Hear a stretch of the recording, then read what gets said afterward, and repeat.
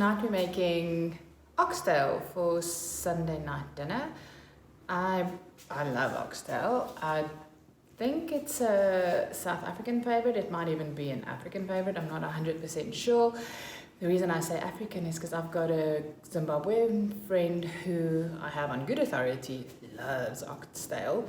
I do know that my English friend Kevin does not. He thinks it's vile. His words, not mine. I love oxtail. So welcome to Suppertime and Wine.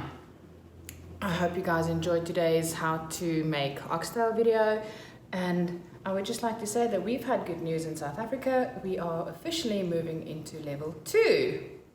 Cheers! As some of you might ask, where's the wine? This is my answer. Why there is no wine? Because it was lockdown, and you may or may not know that they banned alcohol for us here in South Africa during the lockdown. Hence, tonight's video is accompanied by gin and soda water. Yes, I know, odd combination. I like it. So let's get started. Couscous salad, another one of my favorites. So the mash, I'm not going to go into too much detail to. You boil your potatoes and you mash them. There we go.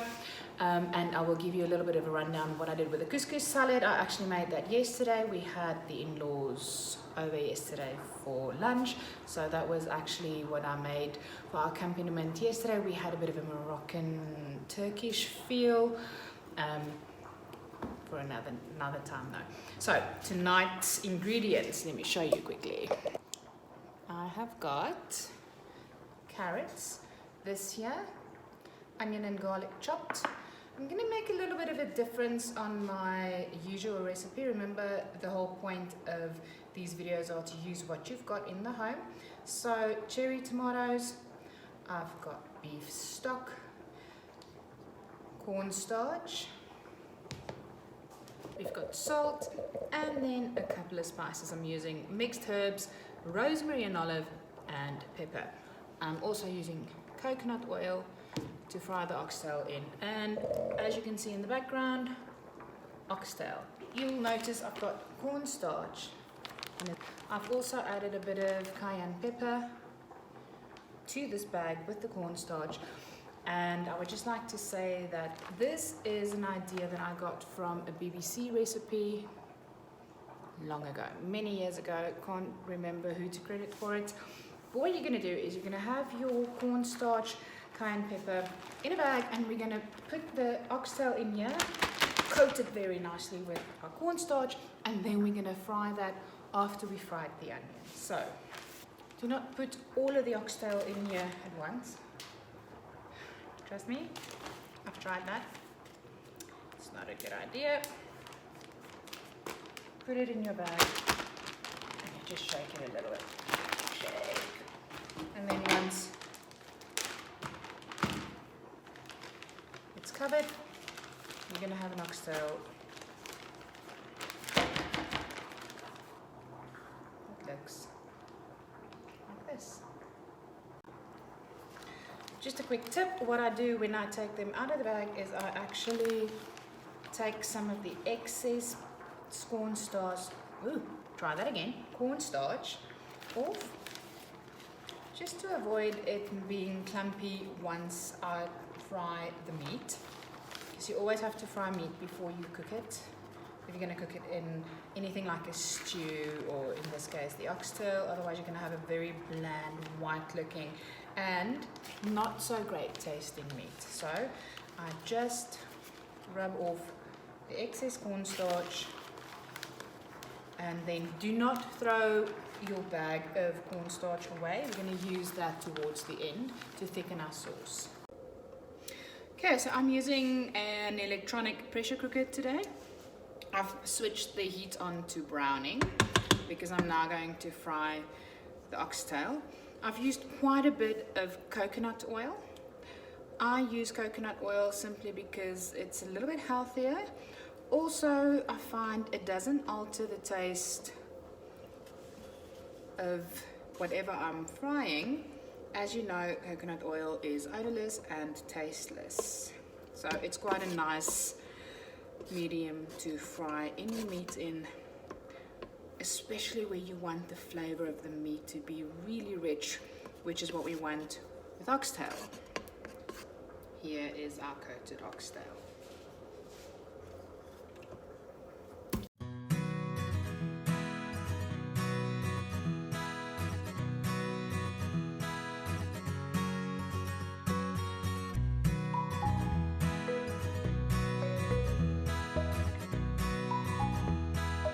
So once all of that has been browned and fried, as you can see, here's the oxtail.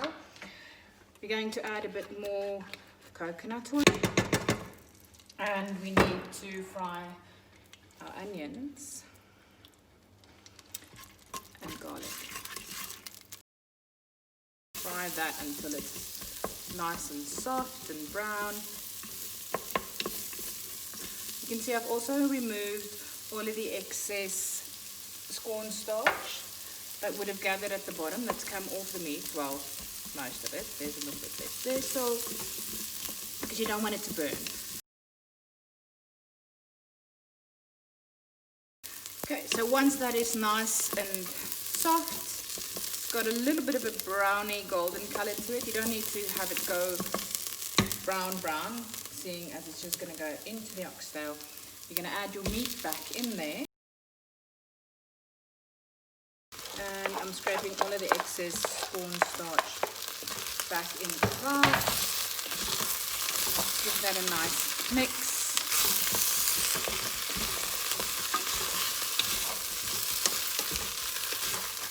And I'm taking it off of browning. So basically the heat's been turned off now. And now we're going to add the rest of our ingredients.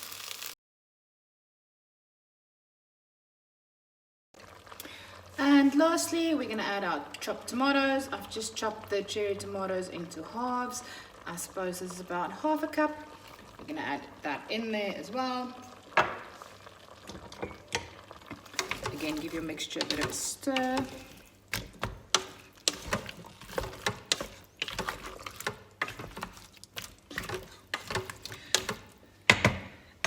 Add some spices. I'm going to add some salt, just a good dolloping of salt, a little bit more. Remember, when you're making big pots of stew, soup or oxtail, you need a little bit more salt, otherwise you're going to have that taste that you're missing salt. This is olive and rosemary, black pepper. This is actually fine black pepper because I've run out of grindy black pepper.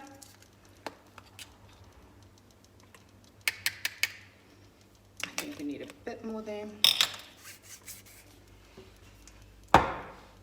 And I'm going to add some mixed herbs to this as well. Not a lot, tiny bit.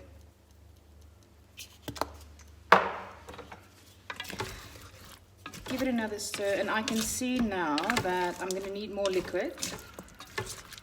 I don't know if you don't have an electric pressure cooker, if you don't have enough liquid, it doesn't steam. Sometimes a bit frustrating. All I'm going to do is add some water.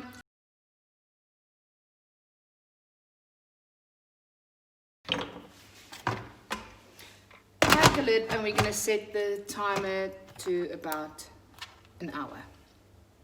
I've set my pressure cooker to about 65 minutes. If you've ever used an electric pressure cooker, they do take a little bit longer than the manual ones, the old ones on the stove. My grandma makes oxtail in her pressure cooker, and she's got a pressure cooker from 19 Futsak. It's really old, considering grandma will be 84 this year. But I'll be honest, hers seems to work a bit better than mine does. So she says she puts hers on the stove for 20 minutes and it's done. And I promise you, grandma has the best oxtail. I've got to put mine in the electric one for 65 minutes. Otherwise, the meat comes out tough, and we don't want tough oxtail.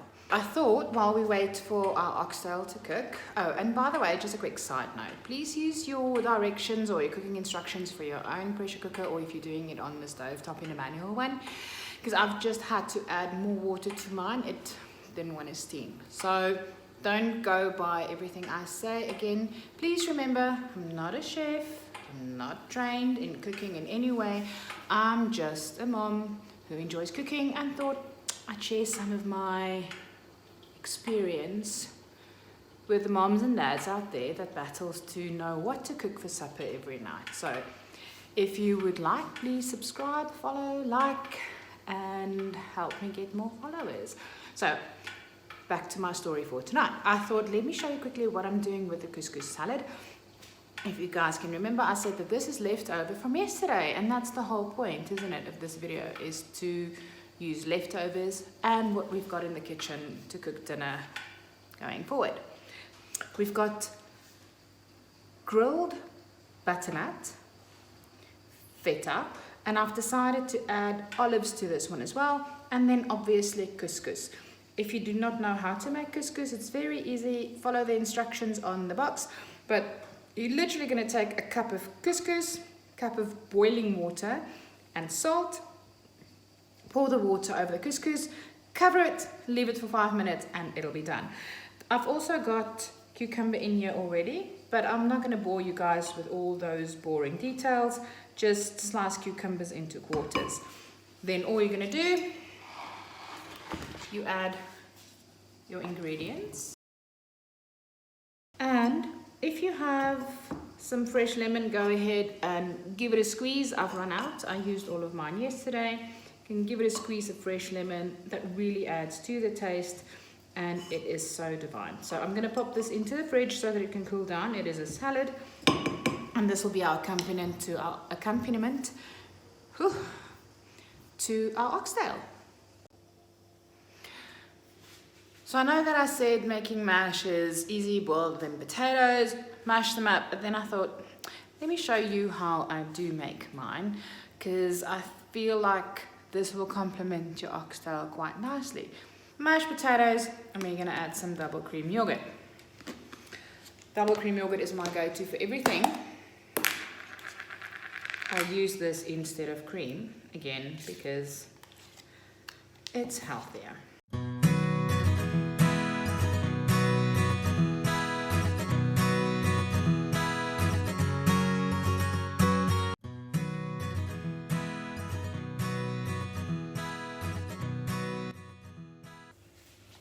Okay, so oxtail done. Like I mentioned to you earlier today, this is the cornstarch mixed with a little bit of water because we just want to thicken this. You always mix the cornstarch with water to avoid lumps. I've put the pressure cooker back on to browning so I can get some heat, and we're just going to stir this until the sauce is thickened.